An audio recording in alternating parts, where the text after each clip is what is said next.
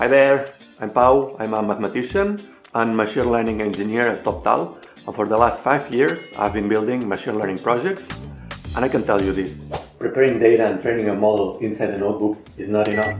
To become a top-paid data scientist, you need to solve real-world business problems. You need to build complete machine learning solutions, and you need to make an impact for the company you work for. But how do you do that?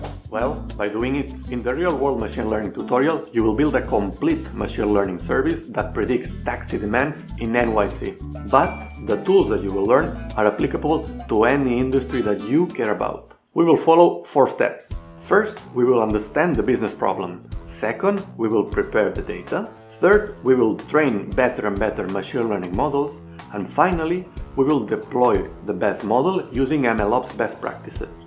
In this tutorial, you will get over 3 hours of high-quality video and slides, access to all the source code that I'm sharing, and finally, you have lifetime access to a community where you can ask me questions and you can connect with other students and keep on learning. This is not just another tutorial that you take and forget about. This is a tutorial that will change your career.